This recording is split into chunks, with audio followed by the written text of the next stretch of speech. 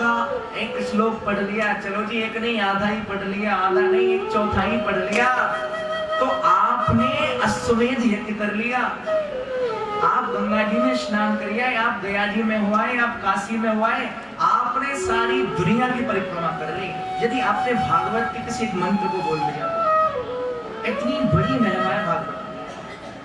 साक्षात श्री कृष्ण का स्वरूप स्वकीयम यद भवत तेजस तच्च भागवते दधात, वो दिव्य स्वरूप कहीं गया नहीं, भागवत के अंदर आकर के प्रकट हो गया। बोले कृष्ण कन्हैया। 12वें स्कंद में भगवान सुखदेव ने कलयुग का वर्णन किया और भैया कलयुग के बारे में बता दिया।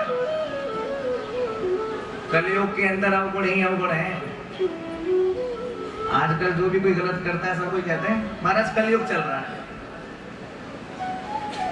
कलयुग का सबसे बड़ा अवगुण पता है कौन सा है? दाम्पत्य। देखो मैं नहीं कह रहा हूँ भाई, तो मुझे याद पकड़ ले आपने ऐसा क्यों कर लिया। जिन्हें कहना है सुखदेव जी से जाकर के कहना, दाम्पत्य रुचि रहित माहिव व्यावहारिके। कलयुग का सबसे पहला अवगुण, आपने हमें पसंद किया, हमने आपको पसंद किया, हमारी मर्यादा क्या है, हमारी कुल क्या है, हमारी परंपरा क्या है, उस बात पर ध्यान नहीं देना, चलो विवाह कर लेते हैं। जिसे आजकल कहते हैं प्रेम विवाह, जो बिना माता पिता की मर्जी के और भाग करके किए जाते हैं, जिसका परिणाम भी बहुत जल्दी आ जाता है। कलयुग का सबसे पहला अवगुण कि आपकी वंश परंपरा नष्ट हो गई, आपकी मान मर्यादा, आपकी कुल परंपरा अपभ्रंश हो गई, जिससे आगे आने वाली जो पीढ़ी है वो एक दूसरी प्रकृति की ओर जाएगी।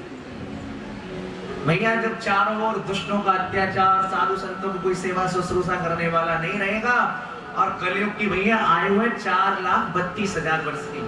कितनी है? 4,32,000, और अभी तो केवल 5,500 वर्ष हुए। सोचो जब अभी से ये हाल है तो आगे क्या होगा।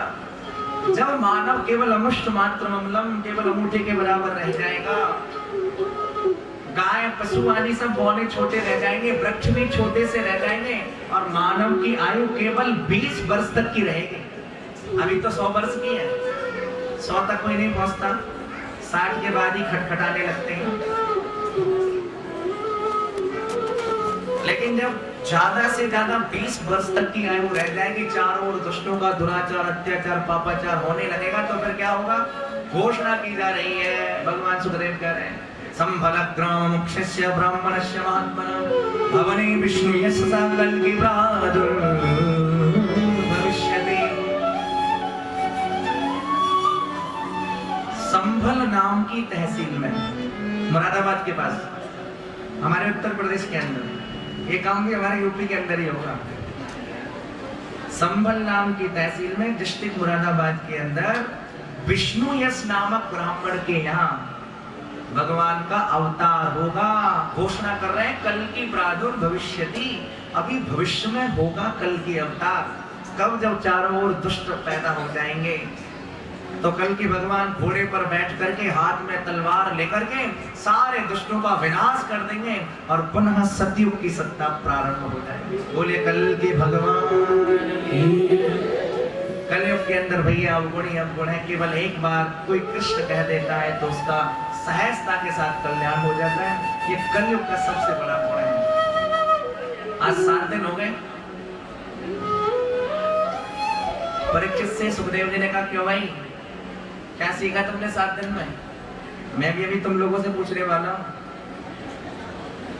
जिन लोगों ने 7 दिन तक, क्योंकि लोग जानते हैं ना आजकल, बोले जी सॉल्ट एंड स्वीट, समय कम और फायदा ज्यादा। रोज 4 घंटे जाकर के कथा में बैठने की क्या जरूरत है? जब पुण्य कमाना है तो बोले आखिरी दिन चलो,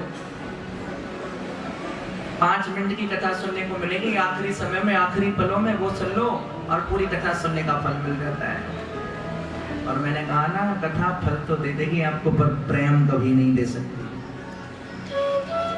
कथा उस प्रकार की आप यदि सुनेंगे तो आपके हृदय भवन में कभी भक्ति नहीं आ सकती। जिन्हें पुण्य चाहिए वो कथा में भी नहीं आए, केवल घर में बैठे बैठे सोच लें तभी पुण्य मिल गया। लेकिन यदि आप कृष्ण भक्ति चाहते हैं, आप प्रेम चाहते हैं, तो इसे स्वीकार कीजिए। अपने तन मन को इसमें रंगिए, आपका तन मन इनके अंदर रम जाए, ऐसा करिए। आज परीक्षा से पूछा, हाँ भाई आज तुम्हारा 7वां दिवस है। हाँ सरकार आज तो हमें मरना है, हमें सांप लगा हुआ है, तक्षक सर्प आकर के डसेगा। तो सुखदेव जी ने फटकार लगाई, हम तो राजन मनुष्येति पशु बुद्धि विमाम जही, त्याग दो इस पशु बुद्धि को, अब तुम मरने वाले नहीं हो, अब तो तुम्हारी आत्मा परम पवित्र हो गई है। सुखदेव का पूजन किया है परीक्षित जी ने, पूजन करके विदा किया है। और भैया सुखदेव थोड़ी दूर तक तो जाते हुए नजर आए और उसके बाद कहां चले गए आज तक कोई भी नहीं जान पाया। भाव यह है कि सुखदेव के रूप में कोई और नहीं, साक्षात श्री कृष्ण ही पधारे और परीक्षित के माध्यम से इस भूमंडल का कल्याण करने के लिए अपने ही मुख से भागवत की गाथा गा करके चले। बोले सुखदेव जी महाराज की जय, कृष्ण कन्हैया लाल की जय। जय जय श्री राम, जय जय श्री राम।